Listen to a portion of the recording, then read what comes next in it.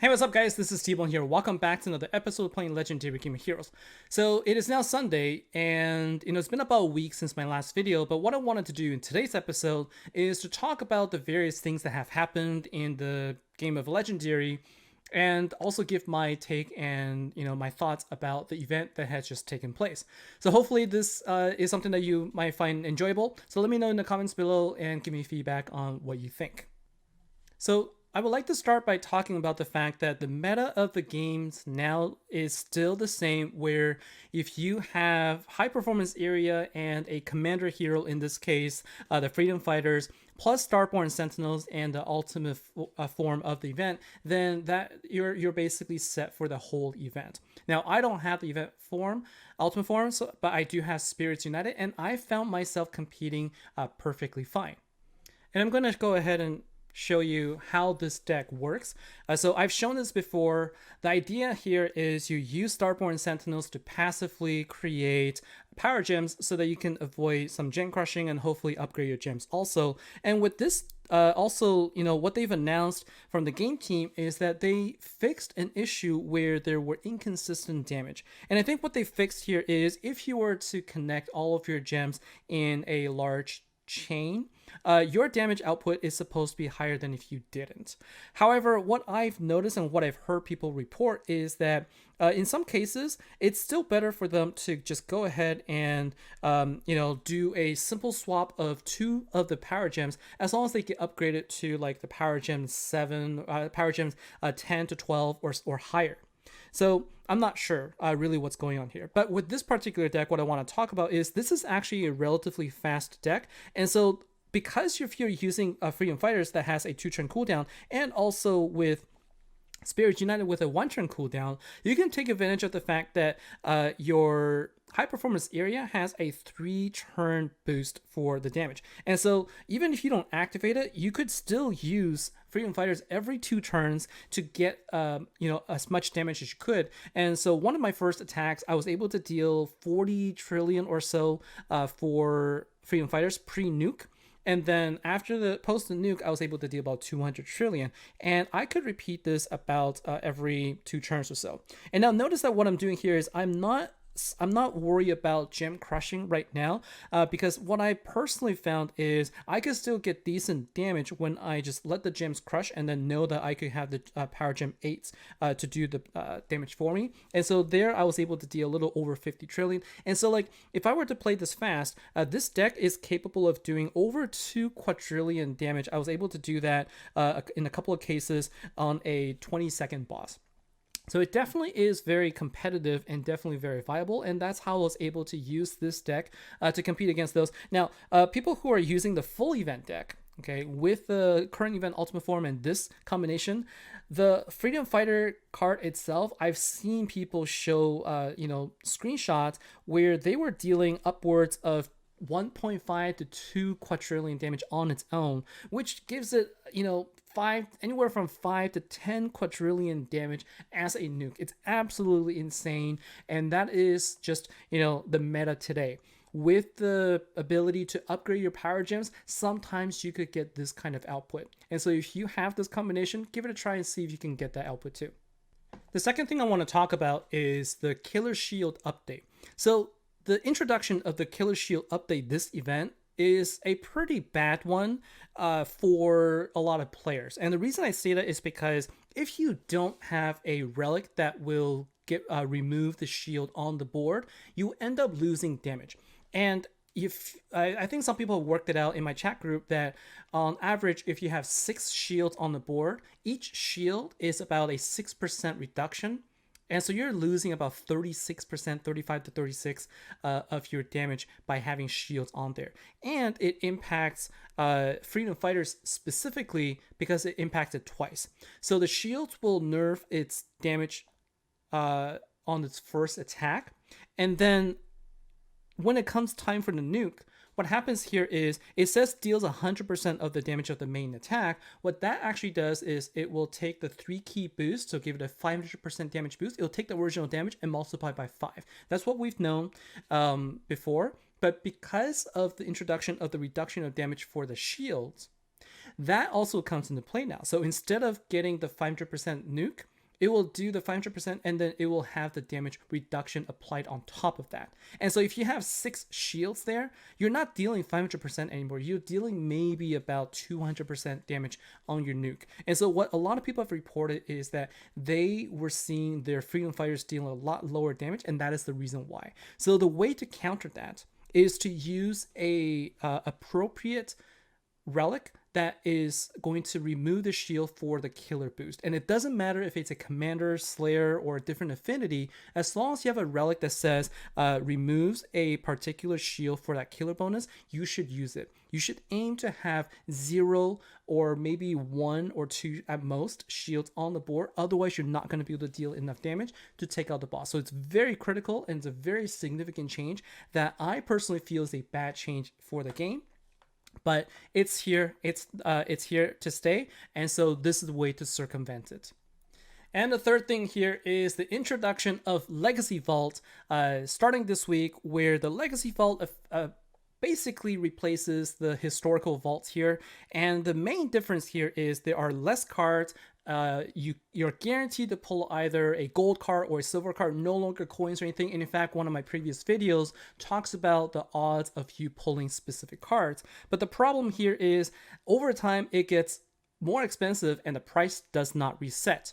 And so that is a very bad thing after the initial introduction. But in this particular event, not only did they introduce a Dark Slayer Legacy Vault, they've also introduced the Dark Commander Legacy Vault. And so it is very tempting probably for a lot of people to try and go after the high performance area and also the Golem's card. Except you have to realize that the price will not go down, at least right now it won't. And so don't go chasing because you're spending gems for a single card. So at most, I would recommend just going 1 or 2 tiers, but no more, because you want to wait and see what happens the next time it comes back around. So take it slow.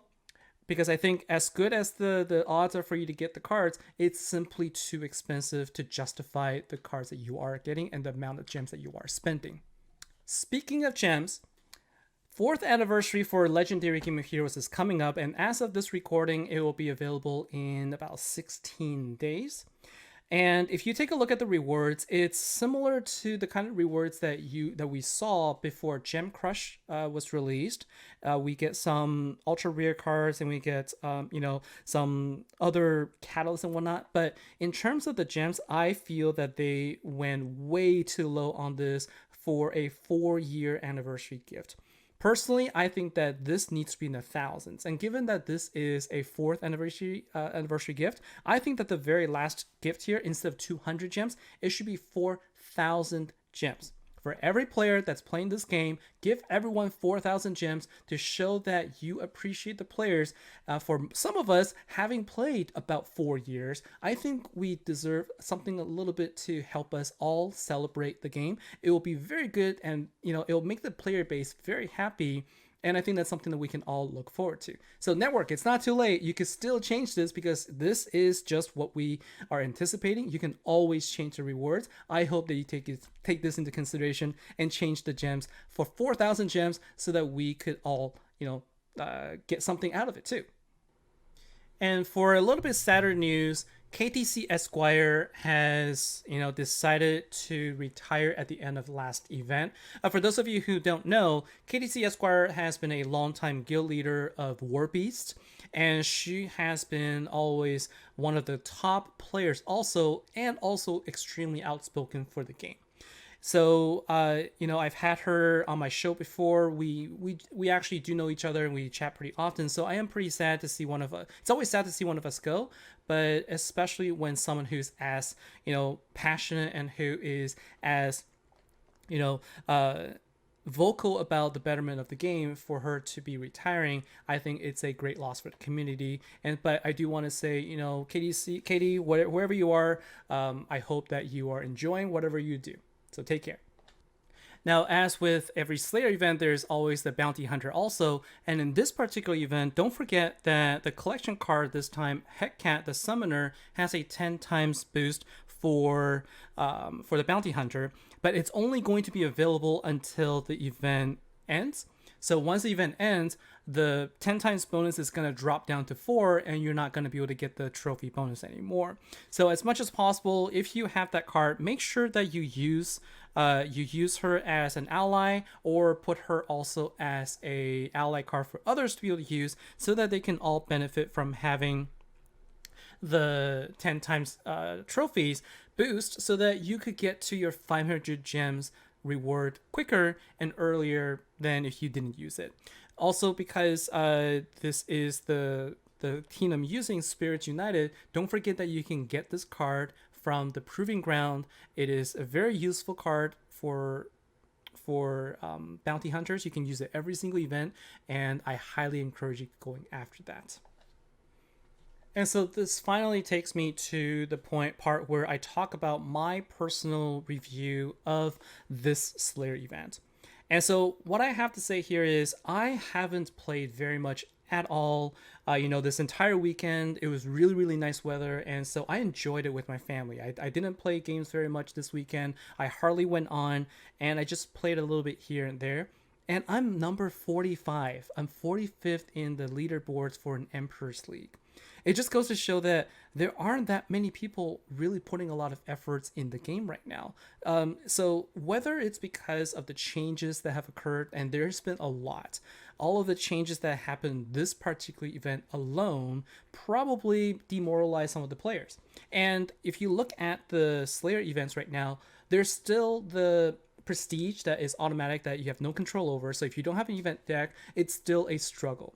They did increase the timer for the bosses, but that's only good if you can kill the boss. If you can't, then it's something that is sitting there for a long time that you have to get rid of, and that could be more painful. And but on a positive thing, which I'm not sure if people realized, is that if you take a look at the trophy count between the Corellium and the Diamond bosses, they have reduced the gap a lot. So a Corellium boss MVP for a level over 200 is at 350. So this is a level... let's take a look. This is a level 217 Corellium, 350 for the MVP trophy. And if you look at a Diamond boss for 217, so relatively the same level here, the MVP trophy count is 175. So what you're seeing here is the Corellium boss trophy now is about double of a Diamond instead of like 4 to 5 times the amount. And so that is a lot better in terms of being able to compete without having to go through the Corellium bosses. So that is a good thing. Not sure if people realize that. But at the same time, I think there's just been so many changes and so many things that have made it more difficult to enjoy the game, that, it just feels like no one's playing as much. I certainly have slowed down, but mostly it's because of my personal choice to just, spend more time with my family. And I'm curious to know, from your perspective, are you enjoying the event? What are you thinking? Did you play a lot this event? And what are the good things or bad things? For me, I think this event, the good thing is they reduced the gap between the Corellium and the Diamond, but everything else that they've introduced just made it worse to play.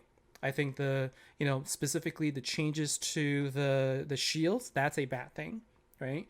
And the fact that if you got an event deck, you're still not able to compete against the meta of people who have the Golems deck and anything else that helps them get a huge boost. That's no fun either. And so there's a lot of factors in here that I think that needs to be overcome for people to really get back to enjoying again. And I'm actually scared about the Commander event that's going to be happening next, because it hasn't been fun for the last 2 events. And so I'm not sure what it's going to be like. But certainly for me, this Slayer event, a little bit better in terms of playability than the last. But I think there are a lot of elements here that made it unenjoyable for most. So it's still not great. And looking forward to hearing your thoughts. That's going to be it from me for today. Just wanted to give my thoughts out there, talk about what's going on, and hear your feedback too. So comment down below. Let me know your thoughts about this particular event and all the changes. I'll be back on Tuesday to talk about the next upcoming Earth Commander deck, and I'll see you then. Thank you very much for your time. Take care, and I'll see you next time.